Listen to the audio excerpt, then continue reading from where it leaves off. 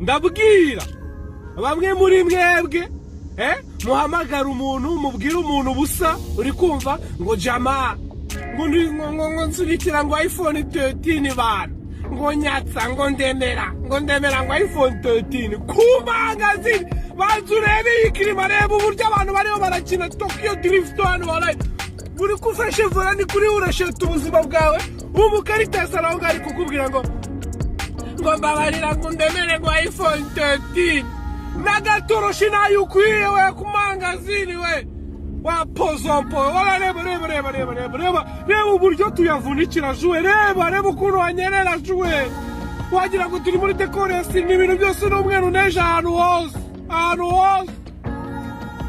ukufashe vora ni kugamburira ubuzima bwawe reba uburyo hameze papa reba ariko muraho ngaho ngo ndemera ngo iPhone 13 kabuno kivi bibiri na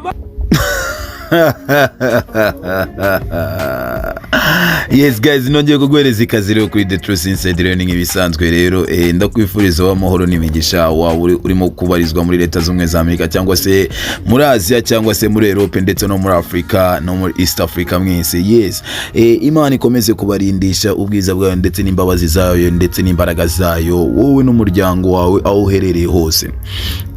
Nanakwibutsa rero ko uri kumwe na wa musore wanyariwe Bahati Chris nk'ibisanzwe kuri The Truth Inside. Keep in touch nko mba nakuzaniye rero amakuru mashyashya kuri The Truth Inside rero narabigusezeranyije umunsi ku wundi. Yes guys, ndakwibutsa rero wowe utarakora subscribe kandi ahanditse subscribe kuko kugira ngo inkuru yose nkuzaniye ujye ubasha kwituyakira mu kanya nka kuguhumbya. Uyu munsi wa none rero mbere yuko twinjira mu kiganiro cyangwa se nguhereze ikaze imwe muri showbiz yacu no munsi ndashaka kukubwira yuko kabisa ibintu biri hejuru cyangwa se ibintu biri mu bundi buryo butangaje cyangwa se ubundi buryo bukomeye cyane. Nongeye rero kukubwira ati ikaze kuri The Truth Inside, reka twinjire muri showbiz yacu no munsi. Nshaka kukubwira yuko kabisa aba diaspora showbiz yacu uyu munsi ni kuri diaspora aba diaspora kabisa barababaye kandi cya wana ubona yuko ari ibintu kabisa nawe wumva ushaka kugirira impuhwe cyangwa se imbabazi. Bimaze gute cyangwa se byifashe gute? Akenshi na kenshi guys dusubije mu bihe byagiye bicaho cyangwa se mu myaka yagiye icaho usanga abantu batuye muri Afrika cyangwa se bamwe mu bantu tubarizwa muri Afrika tutarabasha kugira mu bihugu byo hanze ngo turebe ubuzima abasore bacu bababayemo cyangwa se bashiki bacu twumva yuko baba barimo barayora amafaranga cyangwa se hari ahantu bayacukura. Ntago ariko bimeze guys, ntago ariko bimeze nkaho urimo kubyibona kuri video iri imbere yawe. Urabona yuko kabisa abatipe babaye mu buzima bumeze nkaho no gukoresha imbaraga cyangwa se gukoresha ubwonko bwawe no kwiyahura kabisa. Nkuko wakomeje rero kubyumva cyangwa se wabyumvishe mu matwi yawe. Uyu musore arakubwira nashatse kuvuga mu mazina, arakubwira ati kabisa usanga ufite nk'inshuti muri Afrika cyangwa se abavandimwe bahora baguhamagara bakubwira ati nyohereza ikintu runaka, ima ikintu runaka kandi atazi uburibwe bwabyo bw'icyo kintu arimo aravunikira cyangwa se ayo mafaranga arimo arabona uburyo arimo aravunikira. Reka natwe abantu tubarizwa muri Afrika tujye tugira impuhwe cyangwa se umutima wo kugira ubumuntu cyangwa se kugira umuntu impuhwe.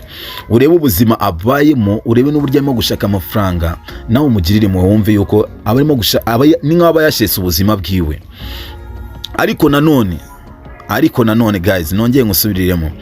Ariko nanone ukibuka yuko ntiwirengagize yuko nimba gufashije ibyo gufashije ngo ugende ubitesha agaciro cyangwa se nubibyaze umusaruro ukumva yuko nibyo gusesagura.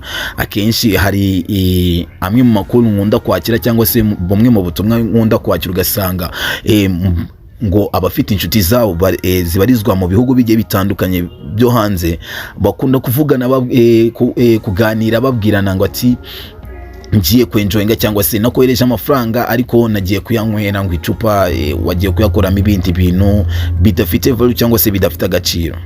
Ndabwira rero umuntu wari wese ukurikirana ibiganiro byacu kuri The Truth Inside, be careful.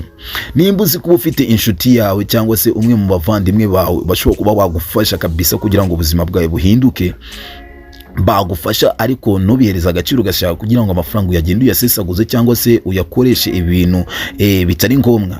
No, wongera wikosora aho uri hose, wongere wisubireho kabisa, wongere witekerezeho, wumve yuko nimba bagufashije hari ikitumye bashaka kugira ngo bagufashe, barashaka kugira ngo ugere kuri rya terambere wifuza kugeraho, barashaka kugira ngo ubashe kuba wahabwa agaciro wagakwiriye guhabwa. Ntabwo bashaka kugira ngo ubuzima bwawe bukomeze buri down, no, barashaka kugira ngo maisha yawe cyangwa se history yawe ihinduke guys.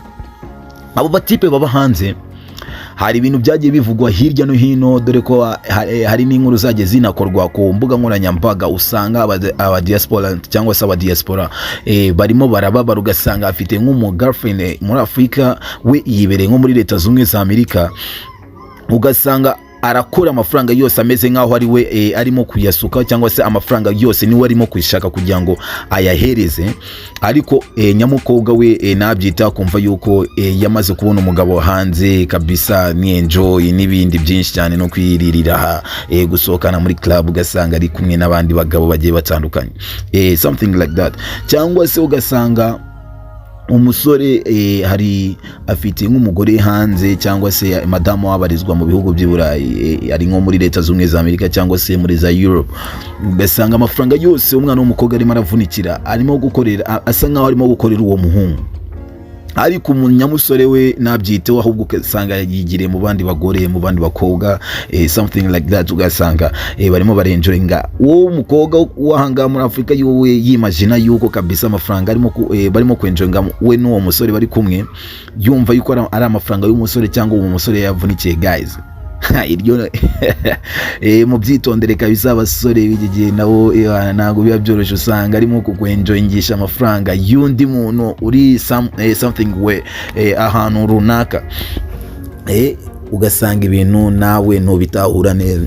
Reka twige, reka twongere tugaruke mu kiganiro cyacu, ntabwo iyo history ariyo ngiye kuvugaho.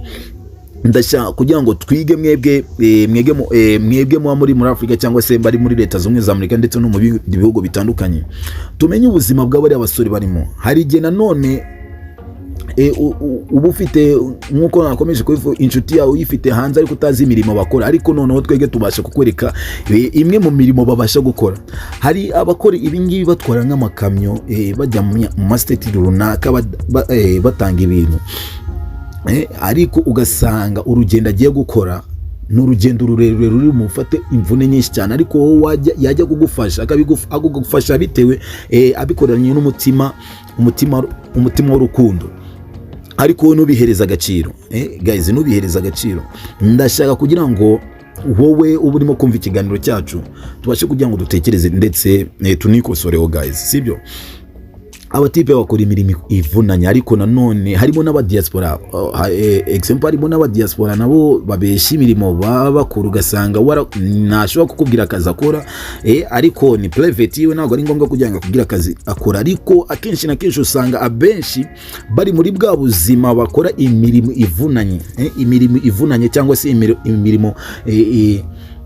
imirimo atari ya mirimo umva yuko ngo ni imirimo y'agaciro, kuko abenshi bakunda gushaka kwiyemera ngo barakora akazi kari high gakomeye, atari bwa buzi bwa cheap.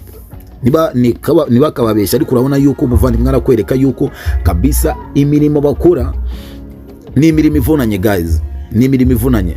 Reka noneho dukomeze nkomeze kukubwira ko kabisa ugomba kwikosora kabisa, nakubwira ko kabisa ni ibyo ngibyo, ukomeze kwitekerezaho kabisa abasore bacu cyangwa se n'abashiki bacu n'inshuti n'abavandimwe. Hariya ntabwo biba biboroheye, reka tujye tureka gusesagura amafaranga, ahubwo twige icyo bita saving, kugira ngo ubuzima bwacu turebe uko uburyo bwahinduka ejo hazaza. Izo nizo nama nashaka kugira ngo ngugire wowe ubarizwa muri Afrika cyangwa se uri hanze, umenye yuko ushaka guhereza agaciro k'ikintu umuntu akubwiye cyangwa se agaciro k'ikintu umuntu aguhaye. Nibyo ngibyo rero nicyo kiganiro nari nakuzanira umunsi kugera kuri The Truth Inside. Ni nk'ibisanzwe wari uri kumwe nanjye Bati Chris. Rero nkubwiye ati rero naho mukanya kuko ngenda ndacyari in touch, nzaza nkugezaho amakuru y'ubucukumbuzi bwo hasi. Niyo mpamvu nkubwiye ati ni The Truth Inside, tukugezaho amakuru y'ubucukumbuzi, amakuru y'ukuri guys. Bye bye, ciao ciao, naho mukanya.